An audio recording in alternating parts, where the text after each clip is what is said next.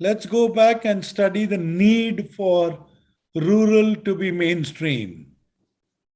25 to 30% of our GDP comes from rural India. 50% or more of our population lives in rural India. Number third is there is no India without rural India.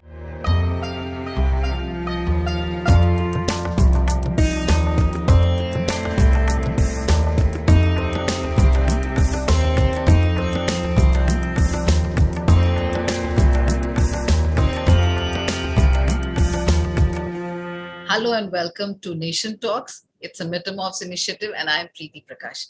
Metamorphes is a non-profit voluntary group organization conceived and fostered by 10 veterans committed to nation building, restoring social values in society, nurturing lost glory of the veterans, and thus contributing positively in whichever ways they can. Do visit www.metamorphs.org for more about it. John Quincy said, if your actions inspire others to dream more, to do more, to learn more, and to become more, you are the leader. I have one such tall leader with me today. He has to his credit more than a dozen awards, including Inspiring CEO, Technology Icon of India 2020, Best CEO of the Year, Forbes India Leadership Award 2015, and many more like this. He has featured in the Harvard case study on Tech Mahindra and the acquisition of Satyam Computers. Let me introduce my guest to you. He is none other than Mr. C.P Gurnani. He is the Chief Executive Officer and Managing Director of Tech Mahindra. Thank you, Preeti. Thank you for having me on this nation building program. Tech Mahindra, as everyone knows, is a $5.1 billion US company into IT consulting and business solutions. Welcome again, Mr. Gurnani. I will start by asking you to tell our viewers a little about your childhood, your schooling, your parents, your student life, and maybe some influences that made you what you are today. Preeti, my father was in central government service, and being an honest officer, it only meant is that he got transferred every year or two. So my first 11 years of education saw me in Kota, Chittorgarh, Bhilwara, Jodhpur, and ultimately Jaipur. So biggest influence was that my father taught me that the world does not owe you anything. They already are well settled. If you need to make your print on that sand, then you will have to make the move. The school cricket team or a school soccer team or the school debating team already has good people representing them. If you want to be part of that team, you will have to make that effort. I think it's, in a way, been a lesson of my life. It has taught me humility. Number two, it has also taught me that I need to continuously try. I think it has worked in good stead. My parents, my incredible teachers, my friends, each one of them has been an influence on my life. And I can only say I was lucky. We had a lot of laughter and we had a lot of what I call as new experiences as I grew. And if I were to look back, the best part of my life was 7 schools, 7 new cities, and more importantly, friends, different culture, and different ways of acclimatizing myself. It's worked well. So now, as far as the nation and the country is concerned, we've just got over with the 74th Independence Day celebrations. But our Prime Minister has been since earlier saying, that he aims at making India a 5 trillion economy. How do you see it, sir? I'm a huge admirer of goals, aspirations, and ambition. To me, a dream is a seed in the mind.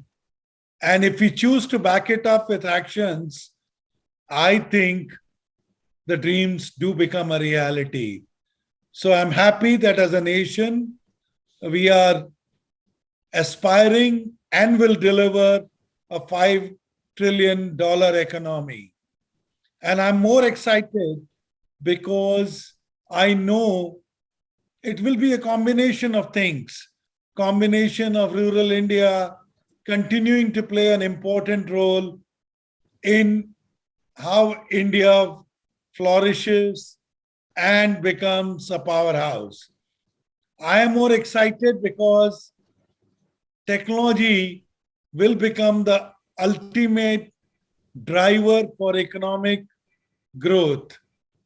I do believe that the nation has shown an appetite for better infrastructure development, and the way the investments have continued to pour in towards Industry 4.0, manufacturing, startups, build up of the unicorns. I think it's a great aspiration. Like in any other road, there will be speed breakers, there would be bumps on the road, but that should not hold us back. So, do you see any roadblocks in the goal of the Prime Minister? You know, the roadblock was pandemic. Unfortunate, but it did set back some of our dreams and some of our aspirations. The reality is unemployment increased. The reality is manufacturing sector suffered. The reality is construction sector practically came to a standstill. The reality is that the country had to face shutdowns for a few months in the year. The reality is retail and hospitality sector both had more than a body blow. So yes, there will be speed breakers. Some totally not in our control. Some because we will make mistakes. We want to achieve something and it becomes a mistake. But all in all, as I said, count the blessings. There will always be few detractors, few bad days, and few roadblocks. Okay, like you just mentioned, unemployment was there. So, my question to you is that unemployment and job loss is the biggest challenge that people are facing these days. How do you think can this be addressed? Look at the new employment creation. Let's all go back a few years. Did we have the scale of the delivery boys that we have today? Did we have the scale of Uber drivers that we have today?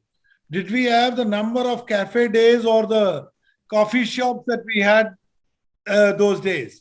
When I was growing up, the whole city used to have one Indian coffee house. Now you find that as a mushrooming growth. What does it teach you? It teaches you that anticipate the jobs of the future. I mean, I come across youngsters who have their own video channels or YouTube channels and they make decent money. There is a young girl that I came across who teaches youngsters how to do makeup and she makes decent money on that YouTube channel. One of the girls teaches choreography. She dances to her heart's content. She would have danced anyway, in any part of the world, because she loved dancing. But today that makes money. So, my first part is know your passion, you will find a job.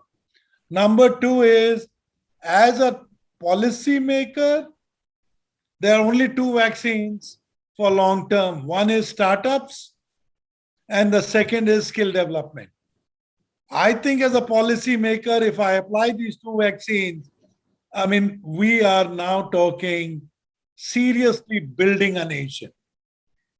Because a skill development which is relevant to the future and a startup, remember a Birla was a startup one day, a Tata was a startup, a Tech Mahindra was a startup, a Infosys was a startup.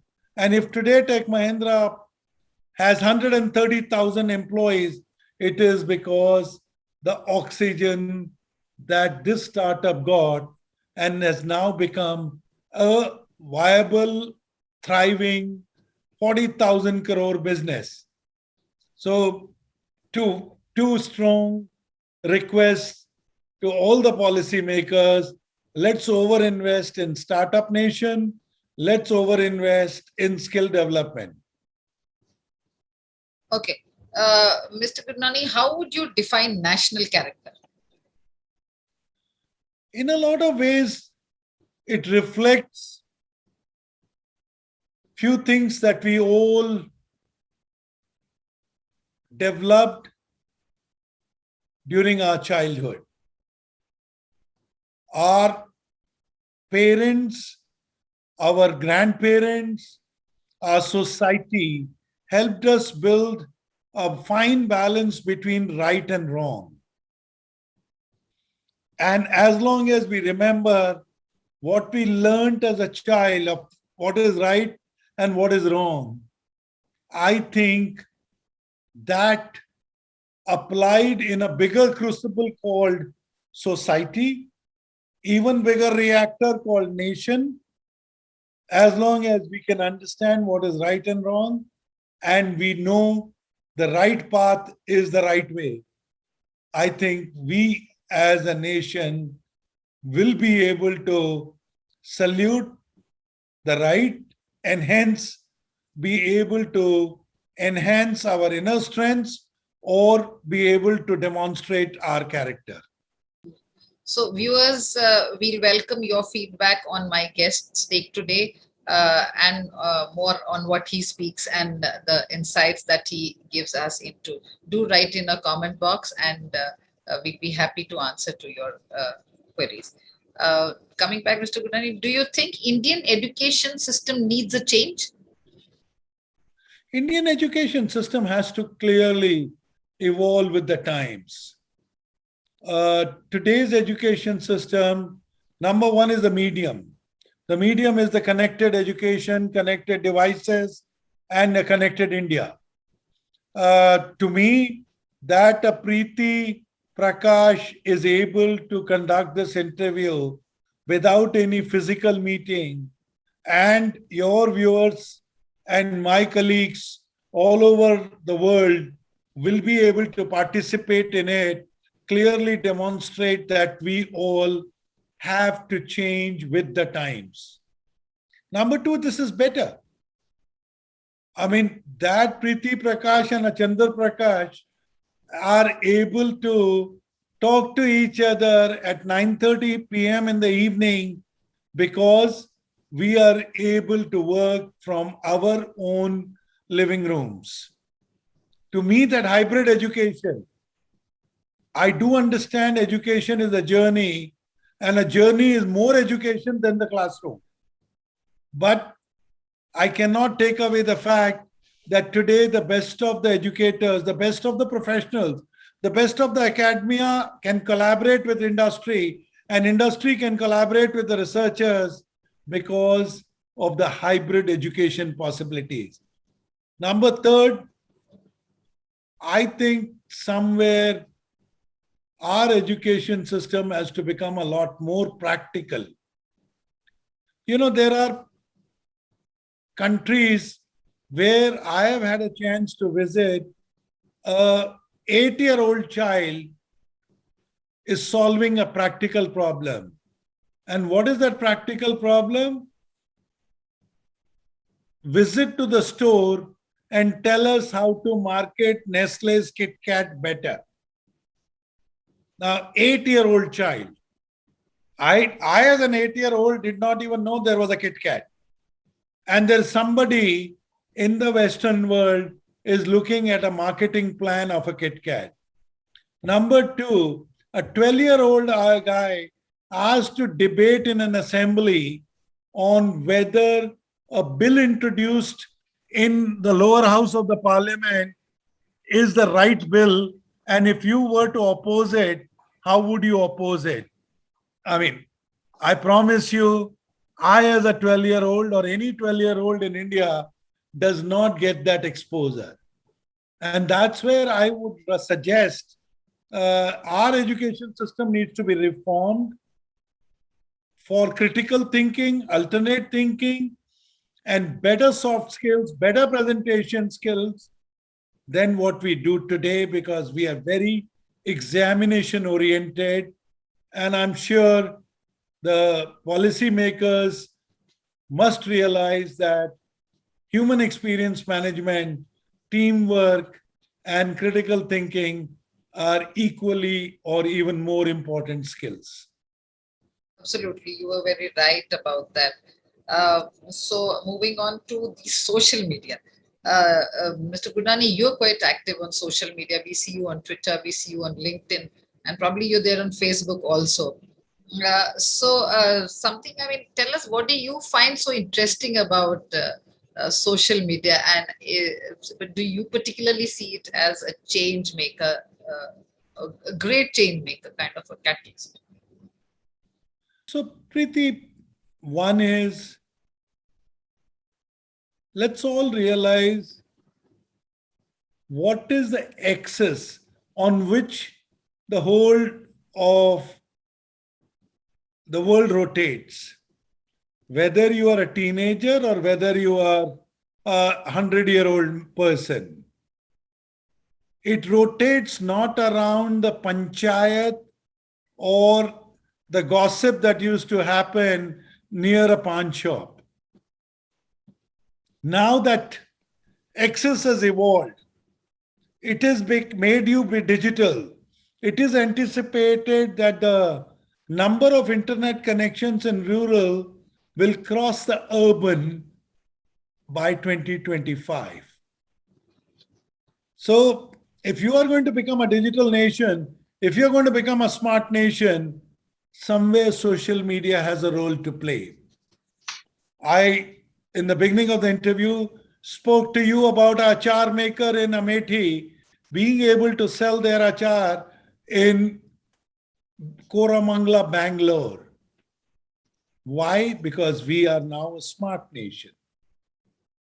Number two, that somebody can model and post their photographs on Instagram, and depending on the followers, they get even paid for it. I think that's a modern world. The third person is me. As I told you, I studied in 7 schools. But if I am in close contact with some of my schoolmates, it is thanks to the Facebook.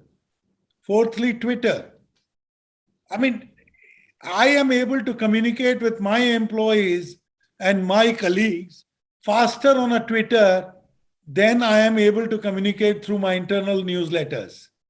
Why? Because this 140 words, short burst of messages, comments, sharing my personal life, sharing my business opinion, sharing my critical opinion on Afghanistan or any other current topic, it allows me to engage with 130,000 employees simultaneously. So I'm glad we have social media. I'm sure all our viewers are on social media. That's how they are following us.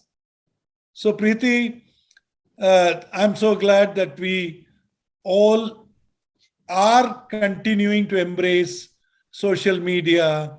And I do hope that you get more viewers and I continue to remain two-way connected with all the people in my life.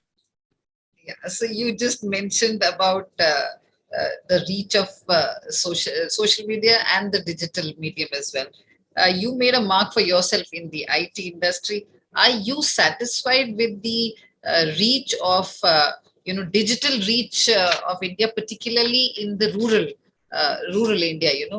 Which figures say is 32% of our active internet users. Don't you think we need to work more to make it reach in the rural areas?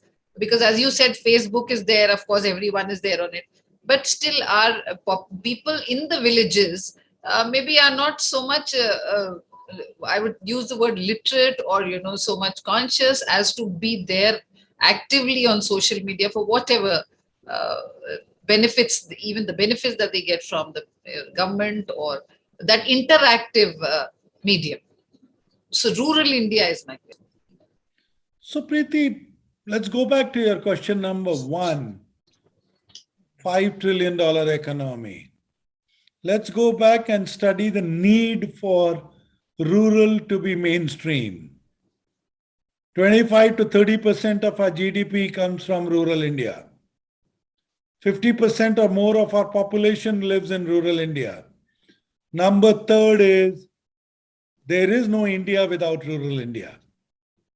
So the need for faster acceleration of technology to become the equalizer, I think, is not only a desire, it is not only aspiration, but it is required, A, to make it one India, more inclusive India, more transparent India, and most important is, I personally believe we need a rural economy to become mainstream. You need it for agriculture. There is no fun in knowing that a onion farmer in Nasik gets only 2 rupees a kg, whereas when you and I buy it in one of the North Indian cities, we buy it at 25 rupees a kg. To me, it's gross injustice. And that is where I think a smart, connected India is required. Yes, there are gaps. So the gaps are, in telecom language, they are called last mile connectivity. In telecom language, you need a little more subsidy because the telecom density reduces. Number three is not everybody can afford a smartphone. In today's world, a digital health, a digital education, digital agri economy, or a digital weather bureau is all required. So we need to be able to find a way to subsidize the smartphone in the hands of the villager. I know we have made huge progress, but I would pray to all the policymakers to make it even more faster, because the faster they integrate, the faster a rural becomes part of mainstream, India will flourish and India will achieve the dream of $5 trillion economy. Just a short question on sports, Mr. Gurnani.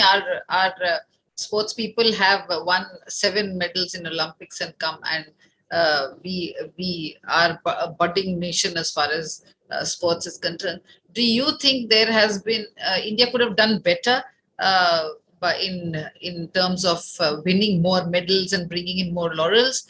What in sports is there to be improved or in? Preeti, my own knowledge on sports as a subject of what can improve is limited.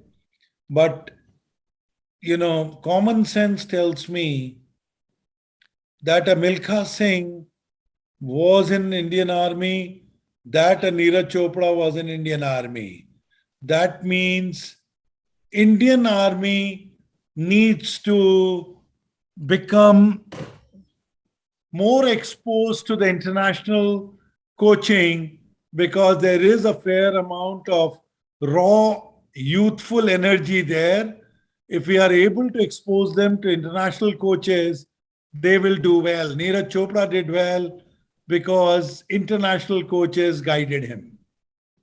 So, how do you marry the two?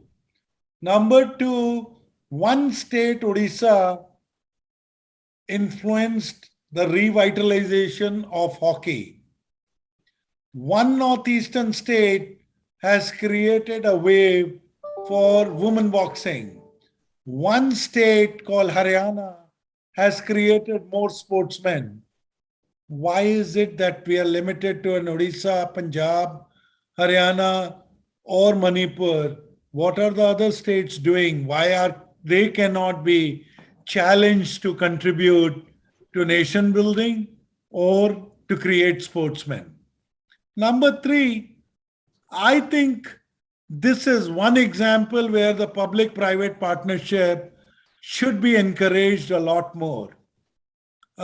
We have seen it when the airlines became a public private competition, the airline travel increased. When the airports became public private, the airport quality increased. I think this is an area where we have seen JSW, the Jindal guys participating in sports, Adani guys participating in sports. There has been a little bit of funds availability. And the funds that Jindal was spending, I read an interview, they're talking about 40 crores a year. For a large group, 40 crores a year is not too big an amount. But question is, will we be collaborating with the national bodies or will we get into turf wars? So there are questions that I have.